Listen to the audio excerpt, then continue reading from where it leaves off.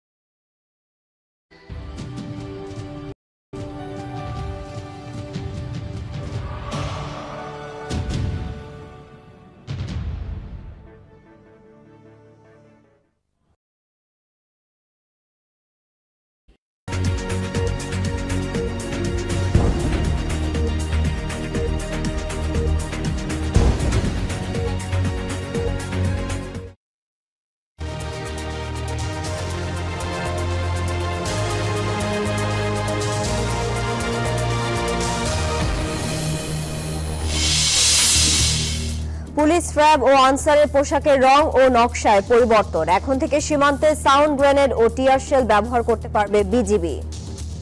Tear gas তো ওদের কাছে নাই, প্লাস আপনার ওদের কাছে তো এই যে সাউন্ড গ্রেনেড নাই। এই সাউন্ড গ্রেনেড এইগুলি কেনার জন্য ওদের আমরা পারমিশন দিয়ে দিয়েছি।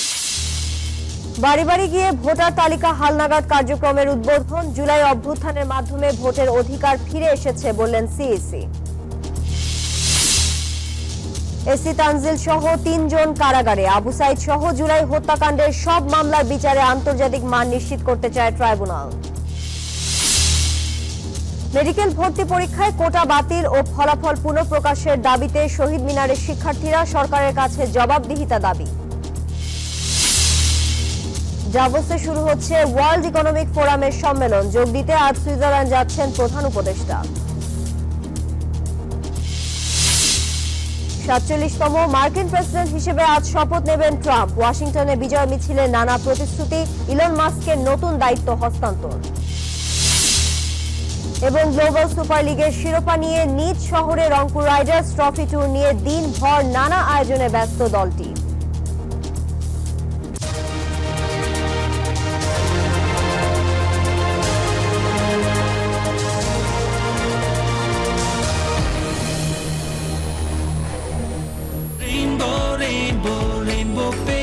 Rainbow Paints, the color of joy. স্বাগত নিউজ ফর সংবাদের সাথে আছি তানিয়া হারুন। দেখছিলেন সংবাদ শিরোনাম। শব্দের আরেক নাম, একদম ইউনিক স্ট্রাকচারাল ডিজাইনের কসমিক ডো। এর ওয়াল থিকনেস ও রিপ থিকনেস বেশি থাকা থেকে 50 বছরেরও বেশি। কসমিক ডো, নিশ্চিন্তে 50 বছর। যাচ্ছি পুরো খবরে। চূড়ান্ত হলো পুলিশ, র্যাব ও আনসার সদস্যদের নতুন পোশাকের রং। পুলিশের পোশাকের রং হবে আয়রন, র্যাবের পোশাকের রং অলিভ এবং আনসারের পোশাকের রং হবে গোল্ডেন হোয়াইট। আওয়ামী লীগ সরকারের পতনের পর পরিবর্তিত পরিস্থিতিতে পুলিশ বাহিনী সংস্কার সহ তাদের পোশাক পরিবর্তনের দাবি ওঠে। শেষ পর্যন্ত চূড়ান্ত করা হয়েছে এই নতুন পোশাক। সকালে সচিবালয় স্বরাষ্ট্র মন্ত্রণালয়ের সম্মেলন কক্ষে আইন শৃঙ্খলা সংক্রান্ত উপদেষ্টা কমিটির সভায় এই সিদ্ধান্ত নেওয়া হয়। এ সময় স্বরাষ্ট্র উপদেষ্টা অবসরপ্রাপ্ত লেফটেন্যান্ট জেনারেল মোহাম্মদ জাহাঙ্গীর আলম চৌধুরী বলেন, পোশাকের সঙ্গে মানসিকতারও পরিবর্তন হতে হবে। সভায় এ সময় বিজিবিকে সাউন্ড গ্রেনেড ও টিয়ার শেল কেনার অনুমোদন দেওয়া হয়। মরণ ঘাতী ওপেন তো ওদের কাছে আছে, কিন্তু যেইগুলি নাই, যেমন ধরেন যে টিয়ার গ্যাস নিক্ষেপ করা, যে টিয়ার গ্যাস তো ওদের কাছে নাই, প্লাস আপনার ওদের কাছে তো এই যে সাউন্ড গ্রেনেড নাই। এই সাউন্ড গ্রেনেড এইগুলি কেনার জন্য ওদের আমরা পারমিশন দিয়ে দিয়েছি। যেটা নিয়ে আপনারা দেখছেন যে চাঁপাইনবাবগঞ্জে বিএসএফ এর কাছে আছে, কিন্তু আমাদের বিজিবির কাছে নাই। বিজিবির কাছে আছে হলো সব লেথাল ওয়েপন। এগুলি আমরা এদের অনুমতি দিয়ে দিছি ক্রয় করার জন্য। পোশাকের সিদ্ধান্তটা হয়ে গেছে।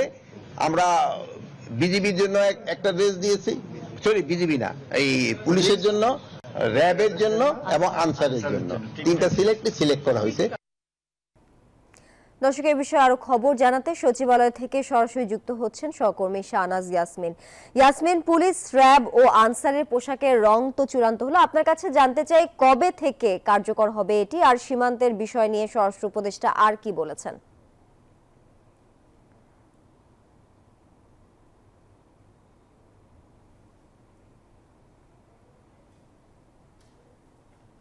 উপদেষ্টা উপস্থিত থাকেন, স্বরাষ্ট্র উপদেষ্টা এটাকে সভাপতিত্ব করেন। বৈঠক থেকে 1টার দিকে 2 ঘন্টা প্রায় বৈঠক হয়েছে। স্বরাষ্ট্র উপদেষ্টা আমাদের সাথে কথা বলেছেন। এর আগে এই বৈঠকেই আমরা দেখেছি, আমরা দীর্ঘদিন থেকেই জানি যে পুলিশের পোশাকের পরিবর্তন করার সিদ্ধান্ত নিচ্ছে স্বরাষ্ট্র মন্ত্রণালয়, কিন্তু কবে নাগাদ সিদ্ধান্ত হবে আমরা জানতে পারিনি। আজকে যখন বৈঠকের মধ্যে 18 জন পুলিশকে 18 রকমের রঙের পোশাক পরিয়ে ওই বৈঠকে নেওয়া হয়েছিল এবং বৈঠকে 5 জন প্রথমে চূড়ান্ত হয়েছিল এবং সেই 5 জন আবার ভিতরে ঢুকে সেখান থেকে 3 জন চূড়ান্ত হয়েছে, একজন পুলিশ, একজন র্যাব এবং একজন আনসার। পুলিশের পোশাকের রং আয়রন হয়েছে এবং র্যাবের পোশাকের রং হয়েছে অলিভ এবং গোল্ডেন হুইট হয়েছে আনসারের রং। এবং স্বরাষ্ট্র উপদেষ্টা এটা নিয়ে কথা বলেছেন যে আসলে প্রশ্ন ছিল যে কেন আসলে পোশাকের রঙের পরিবর্তনের সিদ্ধান্ত হলো, এর ফলে আসলে কি কাজের পরিবর্তন হবে পুলিশের। তিনি বললেন যে পুলিশ আসলে দীর্ঘদিন থেকে গত 15-20 বছরে রাজনৈতিক নির্দেশনায় কাজ করতে করে তাদের মনোবল আসলে ভেঙে গেছে এবং 5 আগস্টের আগের ঘটনা আমরা জানি, সেই ঘটনার ফলে পুলিশ আসলে আস্থা ফিরে পাচ্ছে না নিজেদের উপরই। পোশাক পরিবর্তনের সাথে সাথে তাদের মনোবল চাঙ্গা হবে, তাদের কাজের প্রতি আস্থা বাড়বে, তাদের বিশ্বাস বাড়বে, আত্মবিশ্বাস বাড়বে, দুর্নীতি কমবে। এই কথাগুলো স্বরাষ্ট্র উপদেষ্টা খুব পরিষ্কার করে জানালেন ব্রিফিং এর সময়। এবং কবে নাগাদ হবে সেই বিষয়টা যখন প্রশ্ন করা হলো উনি বললেন যে এটা এই বিষয় পুলিশ মাঠে নামবে তখনই আসলে মাঠে নামবে, তারা স্বরাষ্ট্র মন্ত্রণালয় প্রস্তুত আছে। অন্যদিকে আইনশৃঙ্খলা সংক্রান্ত এই বৈঠকে আলোচনা হয়েছিল বর্ডারের নিয়ে। আমরা জানি চাঁপাইনবাবগঞ্জে বিজিবি দিয়ে থেকে যেহেতু কিছুদিন উত্তপ্ত পরিস্থিতি এর আগেও চলছিল, সে বিষয়ে স্বরাষ্ট্র উপদেষ্টা যেটা জানালেন, আজকে বৈঠকে সিদ্ধান্ত হয়েছে যে বর্ডারে বাংলাদেশের বিজিবি তারা আসলে সাউন্ড গ্রেনেড এবং টিয়ারশেল ব্যবহার করতে পারে নাই, এতদিন সিদ্ধান্ত ছিল না। আজকে এই বৈঠকে সিদ্ধান্ত হয়েছে যেটা বিএসএফ পারে এবং তারা সেটা করে, ইউজ করে। এখন থেকে সেটা বিদেশ থেকে আমদানির সিদ্ধান্ত হয়েছে আজকের বৈঠকে। আমদানি করতে যতদিন সময় লাগবে তখন থেকে এই বর্ডারে এখন থেকে বিজিবি টিয়ারশেল এবং সাউন্ড গ্রেনেড ব্যবহার করতে পারবে। এটা আসলে যে দুই দেশের সম্পর্ক উত্তপ্ত হবে বিষয়টা সেরকম না, নিজেদের আত্মরক্ষার্থে এই সিদ্ধান্ত নিয়েছে স্বরাষ্ট্র মন্ত্রণালয়, এটাই আসলে জানালেন। ইয়াসমিন, ধন্যবাদ আপনাকে। এই যে আমার ব্যাংক আরএফএল গ্যাস স্টোভ, এর সায়েন্টিফিক নজল আর ব্রাশ বার্নার তাপকে সমানভাবে ছড়িয়ে খরচ বাঁচায় 25%। আরএফএল গ্যাস স্টোভ নিরাপদ ও গ্যাস সাশ্রয়ী। 304 ফুড গ্রেড স্টেইনলেস স্টিলে তৈরি, যা নিশ্চিত করে জংবিহীন সিঙ্কের আজীবন নিশ্চয়তা। আরএফএল কিচেন সিঙ্ক, স্বাস্থ্যকর কিচেনের চিরস্থায়ী সমাধান। নির্বাচনের নামে আর কোনো প্রহসন চায় না ইসি, সবাইকে নিয়ে সুষ্ঠু ভোট করে নতুন দৃষ্টান্ত স্থাপন করতে চায় নির্বাচন কমিশন। সাভার উপজেলা পরিষদ কমপ্লেক্সে ভোটার তালিকা হালনাগাদ কর্মসূচির উদ্বোধনী অনুষ্ঠানে এসব কথা বলেন প্রধান নির্বাচন কমিশনার। ভোটের অধিকার প্রতিষ্ঠার সুযোগ নিশ্চিত করতে অনিয়মের বিরুদ্ধে জনপ্রতিরোধ গড়ে তোলার আহ্বান জানান নির্বাচন কমিশনাররা। বেশিরভাগ রাজনৈতিক দলকে বাইরে রেখে গত 3টি জাতীয় নির্বাচন করা হয়েছে একতরফাভাবে। কেবল জাতীয় নির্বাচনই নয়, দলীয় প্রতীকে করা সব স্থানীয় নির্বাচনও হয়েছে আওয়ামী লীগ সরকারের নিয়ন্ত্রণে। বলা যায় 17 বছর ধরে নির্বাচনের নামে প্রহসন করেছে সরকার ও নির্বাচন কমিশন। সকালে সাভারে ভোটার তালিকা হালনাগাদ কর্মসূচির উদ্বোধনী অনুষ্ঠানে সিসি বলেন, এবার ভোটের নামে কোনো নাটক করবে না ইসি, সবাই মিলে মানুষের ভোটের অধিকার ফিরিয়ে দিতে বদ্ধপরিকর বর্তমান নির্বাচন কমিশন। অধিকার প্রতিষ্ঠার জন্য বাঙালি ফাইট করতে জানে, সুতরাং এই বাংলাদেশিরা ঐক্যবদ্ধ হয়ে তাদের ভোটের অধিকারটা আদায় করবে এবং আমাদের নেতৃত্বে আমরা আছি আপনাদের সাথে এবং আপনাদেরকে আমাদের সাথে চাই আমরা।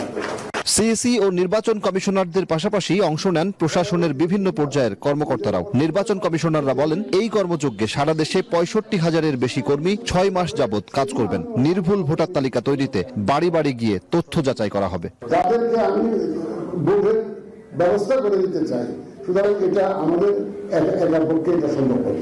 গণনা করে আপনার পছন্দের প্রার্থী যেই হোক না কেন, যে বিজয়ী হোক আর জয়ী হোক, আপনি তার ভোটটা দেওয়া তাইলে আমি এই যে লং জার্নিতে পুরো জার্নিটাতে আমি আপনাদেরকে সাথে চাই। এ সময় তরুণ প্রজন্মের বেশ কয়েকজনকে নিবন্ধিত করা হয় ভোটার তালিকায়। নতুন ভোটাররা জানান আগামী নির্বাচনে ভোট দিয়ে যোগ্য প্রতিনিধি নির্বাচন করতে চান তারা। ভবিষ্যৎ সরকার নির্বাচনে এই নতুন ভোটার হওয়ার মাধ্যমে সরকার নির্বাচনে ভূমিকা রাখতে পারবো, ভোটাধিকার প্রয়োগ করতে পারবো। এর জন্য আনন্দিত এবং আশা করছি যে পরবর্তী নির্বাচনে আমি একজন যোগ্য প্রতিনিধি নির্বাচন করতে পারবো। 5 ফেব্রুয়ারি পর্যন্ত ভোটারদের তথ্য সংগ্রহ করা হবে। এরপর ধারাবাহিকভাবে 6 মাসের মধ্যে শেষ হবে নির্বাচনের আগে অতি গুরুত্বপূর্ণ এই কর্মযজ্ঞ। দীর্ঘদিনের অব্যবস্থাপনায় নির্বাচনের ওপর থেকে আস্থা উঠেছে মানুষের, আর সেই আস্থা ফেরাতেই কাজ করছে বর্তমান নির্বাচন কমিশন। ভোটার তালিকা হালনাগাদ কর্মসূচির মধ্য দিয়ে নির্বাচনের সেই যাত্রা শুরু হলো, যেখানে সুষ্ঠু একটি নির্বাচনের মাধ্যমে আগামীতে সরকার নির্বাচন করবে সাধারণ মানুষ। সজল দাস, নিউজ 24, সাভার। বিজলি কেবলস যে কোনো স্থাপনার বৈদ্যুতিক সংযোগকে রাখে নিরাপদ। এর স্কিন কোটেড ইনসুলেশন সম্পূর্ণ ফায়ার রিটার্ডেন্ট, তাই বিজলি কেবলস নিজেই নিজেকে নেভায়। বিজলি কেবলস, নিরাপদ আজীবন। বৈষম্য বিরোধী ছাত্র আন্দোলনের সময় রাজধানীর যাত্রাবাড়ি এলাকায় ইমাম হোসেন তাইমকে হত্যার মামলায় গ্রেফতার হওয়া পুলিশের সহকারী কমিশনার তানজিল আহমেদকে কারাগারে পাঠানোর নির্দেশ দিয়েছেন আন্তর্জাতিক অপরাধ ট্রাইব্যুনাল। একই দিন গাজীপুরের কোনাবাড়িতে হৃদয়কে হত্যার মামলায় গ্রেফতার হওয়া পুলিশ কনস্টেবল আকরাম হোসেন এবং উত্তরার একটি হত্যা মামলায় গ্রেফতার পুলিশ কনস্টেবল হোসেন আলীকেও কারাগারে পাঠান ট্রাইব্যুনাল। প্রসিকিউশনের আবেদনের পরিপ্রেক্ষিতে সোমবার দুপুরে চেয়ারম্যান বিচারপতি গোলাম মর্তুজা মজুমদারের নেতৃত্বাধীন 3 সদস্যের ট্রাইব্যুনাল আজ এই আদেশ দিয়েছেন।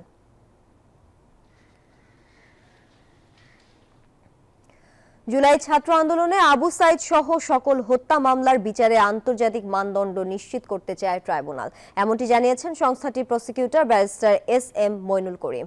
আজ সকালে আবু সাইদ হত্যার ঘটনাস্থল রোকেয়া বিশ্ববিদ্যালয়ের 1 নম্বর গেটের সামনের এলাকা পরিদর্শন শেষে তিনি এই কথা বলেন। তিনি জানান, 1 সপ্তাহ আগে অভিযোগ জমা দেওয়ার পর তদন্তে 12 সদস্যের একটি দল রংপুরে পাঠানো হয়। দ্রুত তদন্ত শেষে মামলার কার্যক্রম শুরু হবে এবং গ্রেফতারি পরোয়ানা জারি হবে। দুইটা মামলা 2 আইনে, আমাদেরটা হয়েছে ইন্টারন্যাশনাল ক্রাইমস ট্রাইব্যুনাল অ্যাক্ট 1973-তে, তো আর এখানে যেটা হয়েছে সেটা দণ্ডবিধি বা অন্য আইনে। তো 2 আইনে যেহেতু 2 জায়গায় চলতে পারবে, তারপরেও তদন্ত করে আমরা দেখব বা পরবর্তীতে এটা ডিসিশনের ব্যাপার যে বাকি মামলাগুলো আমাদের ইয়েতে আসবে কি আসবে না, সেজন্য অপেক্ষা করতে হবে আমাদেরকে। যাত্রাবাড়ি থানার হত্যা মামলায় সালমান এফ রহমান, আনিসুল হক, হাসানুল হক ইনু, রাশেদ খান মেনন, চৌধুরী আব্দুল্লাহ আল মামুনকে 5 দিনের রিমান্ড দিয়েছেন আদালত। সোমবার ঢাকার চিফ মেট্রোপলিটন ম্যাজিস্ট্রেট আদালতের বিচারক তাদের বিভিন্ন মামলায় গ্রেফতার দেখান। সকালে আসামিদের চিফ মেট্রোপলিটন ম্যাজিস্ট্রেট আদালতে হাজির করে গ্রেফতার দেখানোর আবেদন করেন সংশ্লিষ্ট থানার তদন্ত কর্মকর্তা। পরে আদালত তাদের গ্রেফতার দেখান। এর মধ্যে সালমান এফ রহমানকে যাত্রাবাড়ি থানার 4টি ও মোহাম্মদপুর থানার 1টি মামলায়, আনিসুল হককে যাত্রাবাড়ি থানার 7টি, মোহাম্মদপুর থানার 1টি এবং খিলগাঁও থানার 1টি মামলায়, ডাক্তার দীপু মনিকে যাত্রাবাড়ি থানার 2টি মামলায়, জুনায়েদ আহমেদ পলককে যাত্রাবাড়ি থানার 2টি ও সূত্রাপুর থানার 1টি মামলায়, রাশেদ খান মেননকে যাত্রাবাড়ি থানার 5টি মামলায় গ্রেফতার দেখিয়েছেন আদালত। এছাড়া হাসানুল হক ইনুকে যাত্রাবাড়ি থানার 5টি মামলায়, হাজি সেলিমকে যাত্রাবাড়ি থানার 1টি মামলায় এবং চৌধুরী আব্দুল্লাহ আল মামুনকে যাত্রাবাড়ি থানার 6টি, মোহাম্মদপুর থানার 2টি, সূত্রাপুর থানার 2টি এবং খিলগাঁও থানার 1টি মামলায় গ্রেফতার দেখানো হয়েছে। হাসানুল হক ইনু, রাশেদ খান মেনন, জুনায়েদ আহমেদ পলক, সালমান এফ রহমান, আনিসুল হক, হাজি সেলিম, চৌধুরী আব্দুল্লাহ আল মামুন, কামরুল ইসলাম, দীপু মনি, জাহাঙ্গীর আলম এবং ব্যবসায়ী নজরুল ইসলাম ও জুলাস, এদেরকে বিভিন্ন মামলা গ্রেফতার দেখানো হয়। এবং এছাড়াও যাত্রাবাড়ির 2টি মামলায় রাশেদ খান মেনন, হাসানুল হক ইনু এবং আনিসুল হক, এই 3 জনকে তাদের রিমান্ড চাওয়া হয় এই হত্যা মামলায় এবং এদের বিরুদ্ধে 5 দিনের রিমান্ড মঞ্জুর করেন। মেডিকেল ভর্তি পরীক্ষায় মুক্তিযোদ্ধা কোটা বহাল রাখার প্রতিবাদে ও ভর্তি পরীক্ষার ফল পুনর্মূল্যায়নের দাবিতে বিক্ষোভ করেছেন শিক্ষার্থীরা। সকালে কেন্দ্রীয় শহীদ মিনারে কয়েকশো মেডিকেলের শিক্ষার্থী জড়ো হয়ে গতকাল প্রকাশিত মেডিকেল ও ডেন্টাল পরীক্ষার ফলাফল বাতিলের দাবি করেন।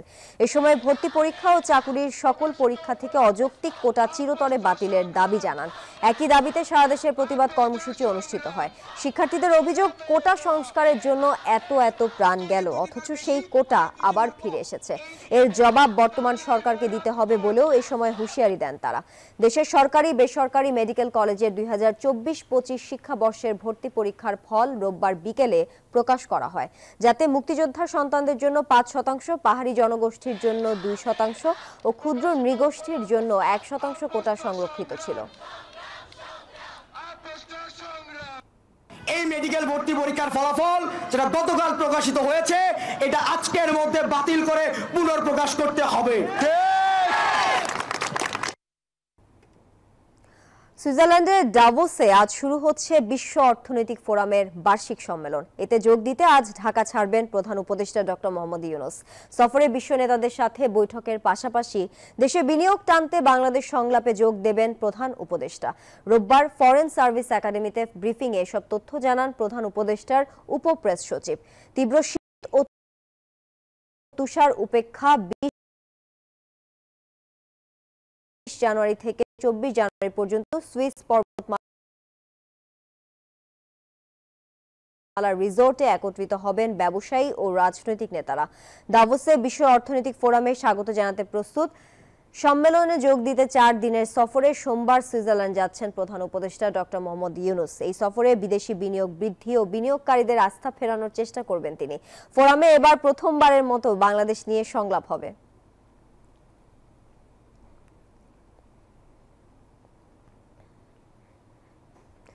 ঐক্য না থাকলে ফ্যাসিবাদের উত্থান ঠেকানো সম্ভব নয়, কারণ দিল্লির ষড়যন্ত্র থেমে নেই, এমন মন্তব্য করেছেন বিএনপির যুগ্ম মহাসচিব রুহুল কবির রিজভী। বলেন, গণতান্ত্রিক শক্তির সকলের ঐক্যবদ্ধ থেকে অপচেষ্টার মোকাবেলা করতে হবে।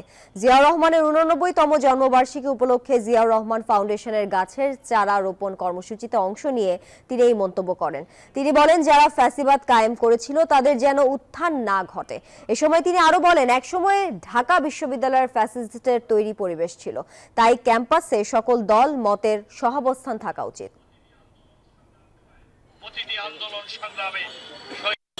তথাকথিত উন্নয়নের নামে বড় বড় মেগা প্রজেক্ট দেখিয়ে বৃক্ষ নিধন করে নদী বন্ধ করে দিয়ে এবং যারা রিয়েল এস্টেটের নামে ভূমিদস্যুর যারা খেতাব পেয়েছেন, তারা এই পৃথিবীকে মানুষের বসবাসযোগ্য না করে ধ্বংসের প্রান্ত নিয়ে গেছেন। তাদের প্রতিনিধি ছিলেন যারা 5ই আগস্টে এই দেশ থেকে পালিয়ে গেছে। বিগত 15 বছরে ফ্যাসিবাদী সরকার পুরো জাতির উপর যেভাবে তাণ্ডব চালিয়েছিল, একইভাবে গণমাধ্যমের উপর অত্যাচার নির্যাতন চালিয়েছে, এমন মন্তব্য করেছেন জামাতের আমির ডাক্তার শফিকুর রহমান। দৈনিক সংগ্রামের সুবর্ণ জয়ন্তী অনুষ্ঠানে অংশ নিয়ে তিনি কথা বলেন। জানান, স্বাধীনতার পরপরই যেভাবে গণমাধ্যমের উপর কালো ছায়া নেমে এসেছিল, একইভাবে গণমাধ্যমের উপর তাণ্ডব চলেছে গেল 15 বছরে। অত্যাচার নির্যাতন করা হয়েছে অসংখ্য সাংবাদিক নেতা এবং গণমাধ্যম কর্মীদের উপর। এ সময় তিনি গণমাধ্যমকে সত্য প্রকাশে সাহসী ভূমিকা রাখার আহ্বান জানিয়ে বলেন, একটি গণতান্ত্রিক রাষ্ট্র প্রতিষ্ঠায় গণমাধ্যমকে অবশ্যই নিরপেক্ষ ভূমিকা পালন করতে হবে। একেবারেই সরাসরি সাদাকে সাদা বলবে, কালোকে কালো বলবে। যিনি যেভাবে বলেছেন, যিনি যেভাবে লিখেছেন, তারটা হুবহু সেইভাবে তুলে ধরতে হবে। ফ্যাসিবাদী আমলে এটা একেবারেই হয়নি। এখনো তার কিছু কালো ছায়া আমরা লক্ষ্য করি। কারণ রোগ যখন পুরানো হয়ে যায়, এটাকে ক্রনিক ডিসিজ বলা হয়। ক্রনিক ডিসিজ কিন্তু সহজে সারে না, কিন্তু সারে, সময় লাগে। তা আমরা আশা করবো যে এটা সারবে, এটা থাকবে না। নিউজ 24 সংবাদে বিরতি নিচ্ছি, ফিরছে আরো খবর নিয়ে, সাথেই থাকুন।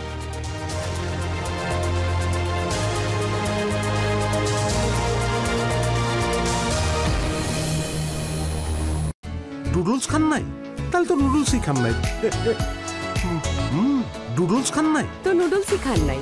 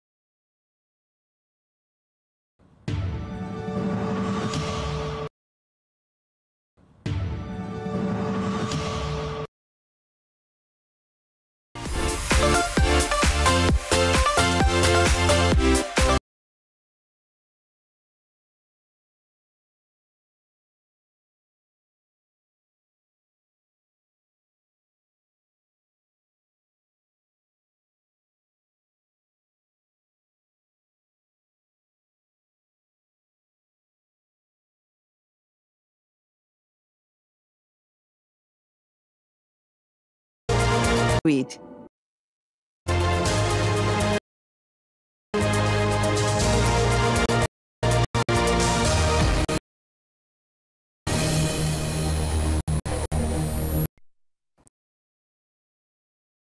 স্বাগত আরো একবার, আপনারা দেখছেন নিউজ 24 সংবাদ। চাঁপাইনবাবগঞ্জের শিবগঞ্জের চৌকা সীমান্ত এলাকায় শনিবারের সংঘর্ষের পর পরিস্থিতি এখন অনেকটাই শান্ত, তবে সতর্ক অবস্থায় রয়েছে বিজিবি। জোরদার করা হয়েছে টহল। চৌকা সীমান্ত থেকে সবশেষ পরিস্থিতি জানাতে যুক্ত হচ্ছেন সহকর্মী জুবায়ের সানি।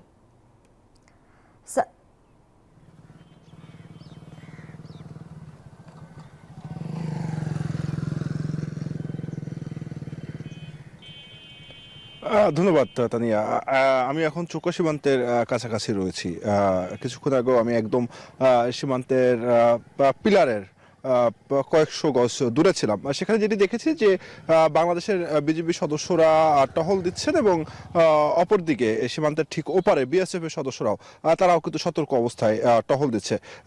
এবং গত পরশু শনিবারের যে ঘটনাটি, দুই দেশের বেসামরিক নাগরিকদের মধ্যে উত্তেজনা, সংঘর্ষ, এর পরে কিন্তু গত 2 দিনের পরিস্থিতি অনেকটাই স্বাভাবিক হয়ে আসছে এবং আজকের কিন্তু কৃষকরা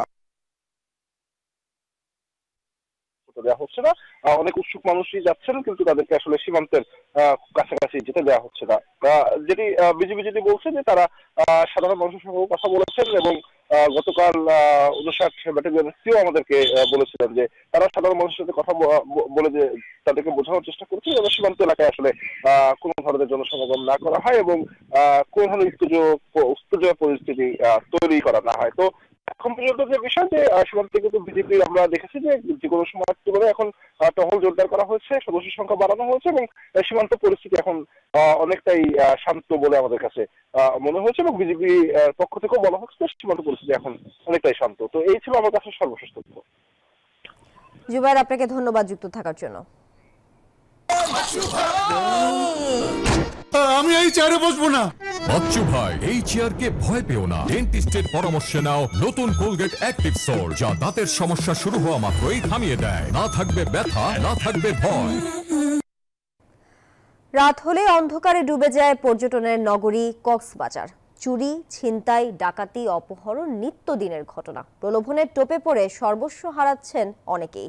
সব মিলিয়ে এই শহরের আইন শৃঙ্খলা পরিস্থিতি একদম তলানিতে। পুলিশের তথ্য বলছে গত বছর যত অপরাধের ঘটনা ঘটেছে তার বেশিরভাগই হয়েছে বছরের শেষ 4 মাসে। নাইমাল জিকোর প্রতিবেদন, ক্যামেরায় ছিলেন জহিরুল ইসলাম টুটুল। কক্সবাজারের সুগন্ধা বিচ একটি যুগল উপভোগ করছিলেন বিশাল সমুদ্রের সৌন্দর্য। কয়েকজন কিশোর এসে ছিনিয়ে নেয় তাদের মূল্যবান জিনিসপত্র। আহত অবস্থায় আরেকজনকে হাসপাতালে নিয়ে যেতে দেখা যায়। জানা যায় তিনিও পড়েছিলেন ছিনতাইয়ের কবলে। টাকা পয়সা দিতে না চাইলে ছুরি দিয়ে আঘাত করা হয় তাকে। এখানে টুরিস্ট পুলিশ আমাকে ধরেও নাই, কিছু বললো না, এরা দেখেও চলে গেছে। ব্যবসায়ী আমাকে বাঁচাইছে। বিশ্বের দীর্ঘতম এই সৈকতে ঘুরতে এসে প্রতিদিনই এমন পরিস্থিতির মুখে পড়েন পর্যটকরা। সন্ধ্যা নামলেই অন্ধকারে ডুবে যায় চারদিক। গোটা কক্সবাজারই পরিণত হয় অপরাধীদের অভয়ারণ্যে। বিচের বিভিন্ন জায়গায় একদম শূন্য, মানুষ শূন্য। তো ওইদিকে দেখা যাচ্ছে অন্ধকারের জন্য যাওয়া যাচ্ছে না, ভয়ে অনেকে সেফ মনে করছে না। কক্সবাজারে ছিনতাই হচ্ছে, এসব প্রতিনিয়ত শোনা যায়। অন্ধকার থাকার কারণে ফুটপাতে আমাদের ভয় করে চলতে হয়, এই জন্য লাইটটা থাকা খুবই জরুরি। পুলিশের তথ্য বলছে গত বছর কক্সবাজারে 40টি ছিনতাই, 156টি চুরি, 13টি ডাকাতি এবং অপহরণের ঘটনা ঘটেছে 67টি, যার মধ্যে বছরের শেষ 4 মাসে ঘটে 106টি চুরি, 6টি ডাকাতি ও 17টি ছিনতাইয়ের ঘটনা। আর অপহরণের শিকার হন 48 জন। সেফটির কোনো সিকিউরিটির কোনো থাকে না। এটা যদি প্রশাসন সন্ধ্যার পরে যদি এটা গার্ডে রাখে তাহলে হয়তো বা মেয়েদের একটু দিক দিয়ে সেফটির থাকে। আর এখানে ইফ টিচিং এরও অনেক প্রবলেম হয়। চলে আসছে যে আমাদের বারবার জিজ্ঞেস করতেছে এদিকে আসো, এদিকে আসো, এদিকে। যখন আমরা দেখছি যে অনেকগুলো ছেলে ফেলে, আমরা সাথে সাথে আবার চলে আসি ওখানে। পুলিশ বলছে এসব সমস্যা সমাধানের চেষ্টা চলছে, তবে বাস্তবতা হলো পুরো নগর জুড়ে সিসিটিভি ক্যামেরা সক্রিয় মাত্র 14টির মতো। তাই অপরাধী চিহ্নিত করতে বেগ পেতে হচ্ছে। পর্যটককে অনেকটা হানি ট্র্যাপের মধ্য দিয়ে নিয়ে গিয়ে মানে টাকা পয়সা নিয়ে যায়, এরকম অভিযোগ আমাদের কাছে আসছে। যারা এগুলোর সাথে জড়িত তাদেরকেও আইনের আওতায় আনার জন্য আমরা চেষ্টা করছি। কক্সবাজার নাগরিক আন্দোলন বলছে, শহরকে অপরাধ মুক্ত রাখতে নেই প্রশাসনের কার্যকরী ভূমিকা, সমন্বয়ের অভাব আছে দপ্তরগুলোর মধ্যেও। সরকারি প্রতিষ্ঠানগুলো রয়েছে সেগুলো রশি টানাটানিতে মূলত আমরা সব কিছুতে পিছিয়ে যাচ্ছি। অপরাধ বাড়ছে, ছিনতাই বাড়ছে, জুবলি বাড়ছে, বীজ দখল হচ্ছে, সমুদ্র সৈকত দখল হচ্ছে, সবগুলোর মূলে হচ্ছে আমাদের রশি টানাটানি প্রতিষ্ঠানগুলো। এখান থেকে আমাদের একটা প্রতিষ্ঠান দাঁড় করানো উচিত শুধুমাত্র যারা পর্যটন শিল্পকে প্রমোট করবে, পর্যটন শিল্পের সুযোগ সুবিধাগুলো নিশ্চিত করবে। এখনই পদক্ষেপ না নেওয়া গেলে ভবিষ্যতে কক্সবাজার পর্যটন শূন্য হয়ে পড়তে পারে বলেও মনে করছেন তারা। সড়কে বাতি থাকতেও নেই কোনো আলো, যার কারণে অন্ধকারে ডুবে গেছে পর্যটন নগরী কক্সবাজার। ফলে একের পর এক ঘটছে চুরি, ছিনতাই, ডাকাতির মতো ঘটনা। আর এসব সন্ত্রাসী কর্মকাণ্ড ঘটার কারণ হিসেবে সংশ্লিষ্ট দপ্তরগুলোর উদাসীনতাকেই দায়ী করছেন ভ্রমণ পিপাসু প্রতিটি মানুষ। নাইম আলচিকো, নিউজ 24, কক্সবাজার। এলো instant milk powder happy cow, যেমন সাশ্রয়ী তেমনি পুষ্টিগুণে ভরপুর। আর এটা নিউজিল্যান্ডের গরুর দুধ। হ্যাপি কাউ, গরুর দুধের স্বাদ সবাই পাক। নিউজ 24 সংবাদে পর্যায়ে আবারও বিরতি নিচ্ছি, সাথে থাকুন।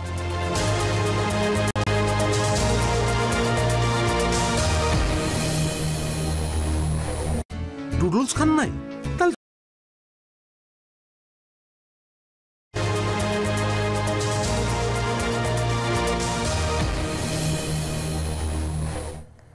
বিরতির পর আবারও স্বাগত নিউজ 24 সংবাদে। এবারে অর্থ বাণিজ্যের খবর।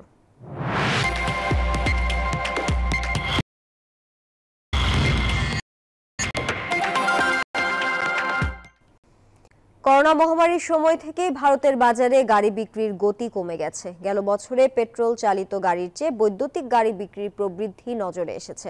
ভারতের গাড়ি বিক্রেতাদের সংগঠন ফাডা জানিয়েছে, গেল বছরে প্রথাগত জ্বালানি নির্ভর যাত্রীবাহী গাড়ি বিক্রি 5.18% বেড়েছে। তবে সেই বাজারেই বৈদ্যুতিক গাড়ির বিক্রি বৃদ্ধি পেয়েছে 19.93%।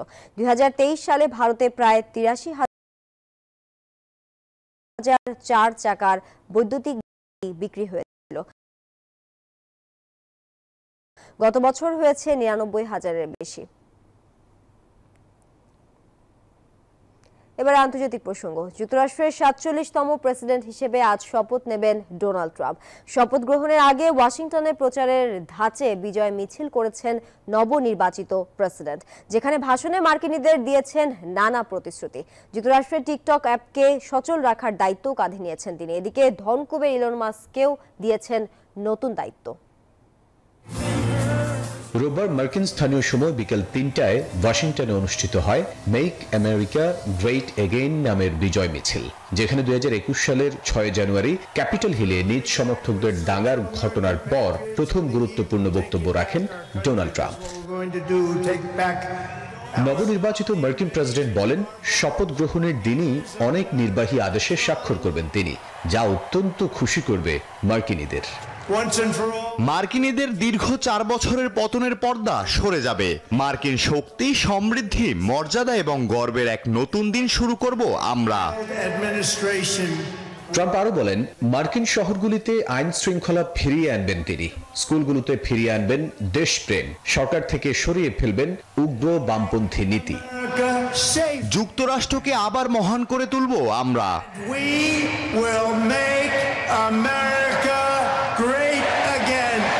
জনপ্রিয় টিকটক অ্যাপকে যুক্তরাষ্ট্রের সচল রাখার দায়িত্ব নেন ট্রাম্প। বিজয় সমাবেশের ভাষণে ডিপার্টমেন্ট অব গভর্নমেন্ট এফিসিয়েন্সির একটি উপদেষ্টা দলের কথা উল্লেখ করেন তিনি। পরে জনতাকে ধনকুবের ইলন মাস্ককে দলটির নেতৃত্বের দায়িত্ব দেয়া হয়েছে বলে জানান। আজ মার্কিন স্থানীয় সময় দুপুর 12টায় মার্কিন প্রেসিডেন্ট হিসেবে দ্বিতীয় মেয়াদে শপথ নেবেন Donald Trump. Desk report, news 24। বাংলাদেশের অন্তর্বর্তী সরকারের সমালোচনা করে একদল ব্রিটিশ এমপির দেওয়া প্রতিবেদনটি প্রত্যাহার করা হয়েছে। ক্ষমতাচ্যুত প্রধানমন্ত্রী শেখ হাসিনা সরকারের পক্ষ নিয়ে প্রতিবেদনটি তৈরি হয়েছে বলে অভিযোগ উঠলে এই পদক্ষেপ নিয়েছেন তারা। ব্রিটিশ সংবাদ মাধ্যম দ্য গার্ডিয়ান জানায়, গত নভেম্বরে ওই প্রতিবেদন দেয় যুক্তরাজ্যের কমনওয়েলথ বিষয়ক অল পার্টি পার্লামেন্টারি গ্রুপ। বিতর্কিত এই প্রতিবেদনে বাংলাদেশের বর্তমান অন্তর্বর্তী সরকারের সমালোচনা করা হয়, যদিও পরে ওই প্রতিবেদনে উল্লেখিত অনেক তথ্য সঠিক নয় বলে অভিযোগ ওঠে। বিরুদ্ধে। এমনকি প্রতিবেদনে উল্লেখযোগ্য ভুলের বিষয়ে অভিযোগ সামনে আসে। কর্মকর্তারা বলছেন, লেবার পার্টির একজন এমপি হাউস অব কমন্সে এটি সম্পর্কে অভিযোগ করার পর প্রতিবেদনটি আর বিতরণ করা হচ্ছে না। এখন প্রতিবেদনটি পর্যালোচনার অধীনে রয়েছে। ফিলিস্তিনের গাজা উপত্যকায় বহুল প্রতীক্ষিত যুদ্ধবিরতি শুরুর পর প্রথম দিনে ৩ ইসরায়েলি জিম্মিকে মুক্তি দিয়েছে হামাস। তাদের রেড ক্রসের হাতে তুলে দিয়েছে ফিলিস্তিনের স্বাধীনতাকামী গোষ্ঠীটি। বিনিময়ে ইসরায়েলি কারাগার থেকে ৯০ ফিলিস্তিনি বন্দীর মুক্তি মিলেছে। আগামী শনিবার দ্বিতীয় দফায় জিম্মি মুক্তি দেওয়া হবে বলে জানানো হয়েছে। বহুল প্রতীক্ষার পর মুক্তির স্বাদ পেল নিরীহ বেসামরিকরা। রোববার শেষ পর্যন্ত গাজা যুদ্ধবিরতি কার্যকর হওয়ায় ৪৭১ দিন পর ৩ ইসরায়েলি নারী জিম্মিকে মুক্তি দিল হামাস। রেডক্রসের হাতে তাদের তুলে দেওয়ার পর হস্তান্তর করা হয় ইসরায়েলি প্রতিরক্ষা বাহিনীর কাছে।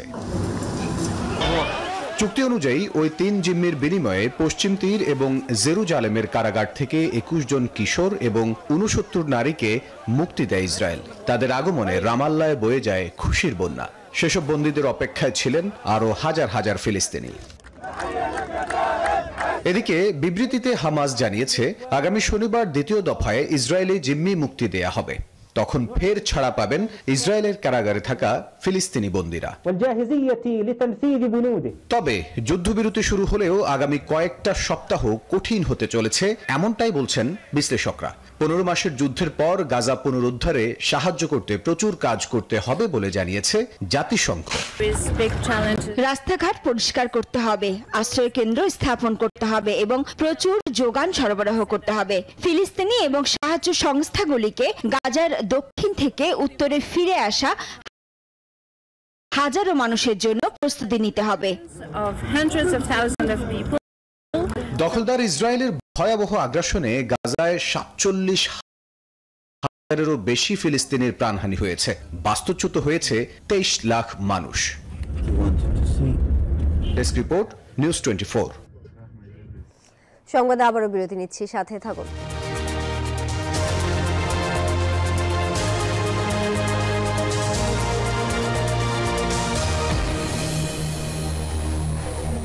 নুডলস খান নাই?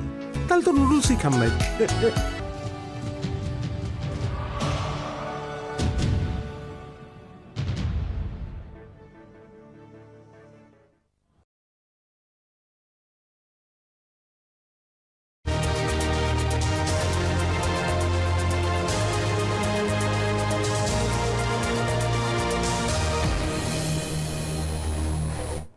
স্বাগত আরো একবার নিউজ 24 সংবাদে। এবারে খেলার খবর। রংপুরে গ্লোবাল সুপার লিগের ট্রফি নিয়ে নিজ শহরে আজ রংপুর রাইডার্সের দিনভর থাকছে নানা আয়োজন। ইতোমধ্যে রংপুর স্টেডিয়ামে আসতে শুরু করেছে রাইডার্স ভক্ত সমর্থকরা। প্রথমবার দেশের কোনো ফ্র্যাঞ্চাইজি দল হিসেবে বিদেশে খেলতে গিয়ে চ্যাম্পিয়ন হয় রংপুর রাইডার্স। এরপর সেই শিরোপা নিয়ে নিজ শহরে এসেছে ফ্র্যাঞ্চাইজিটি। ফ্যানদের প্রায় ১৫০০ জার্সি দেবে রংপুর। গ্লোবাল সুপার লিগ ও বিপিএল ট্রফি সঙ্গে থাকবে মাস্কট ডানা 36। দুপুরে 2 ট্রফি নিয়ে শহর প্রদক্ষিণ করবে জিএসএল চ্যাম্পিয়নরা। এরপর রংপুর ক্রিকেট গার্ডেনে প্লেয়ার মিট অ্যান্ড গ্রিট।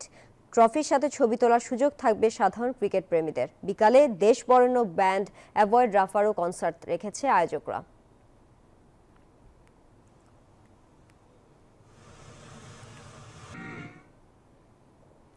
অনূর্ধ্ব ১৯ নারী টি-20 বিশ্বকাপে বাংলাদেশ ৯২ রানের টার্গেট দিয়ে হাড্ডাহাড্ডি লড়াই করলেও অস্ট্রেলিয়ার কাছে ২ উইকেটে হেরেছে। উদ্বোধনী জুটিতে ২৬ রান তুলে প্রথম উইকেট হারানোর পর অধিনায়ক লুকি হ্যামিল্টন ও কেট পেলের ২৪ রানের জুটিতে জয় প্রায় নিশ্চিত করে অস্ট্রেলিয়া। শেষ মুহূর্তে কঠিন বোলিং করে ম্যাচ জমিয়ে তুললেও শেষ পর্যন্ত জয় ছিনিয়ে নিতে পারেনি Bangladesh. Priceless where the Australian captain. Yeah, this is a time. Sumaya Shuborna went for the big shot. Keeper Bray made this look easy to give Chloe Ainsworth her first wicket of the tournament. Williamson.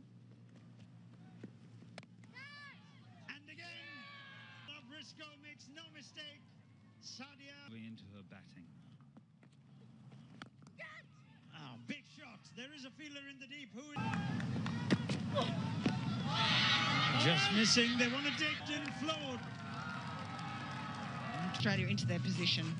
And they did say dismissing Bangladesh. Them in the game news 24 সংবাদ এখন এই পর্যন্তই। আরো সংবাদ ও বিশ্লেষণ জানতে visit করুন news24bd.tv। এতক্ষণ সঙ্গে থাকার জন্য সবাইকে ধন্যবাদ।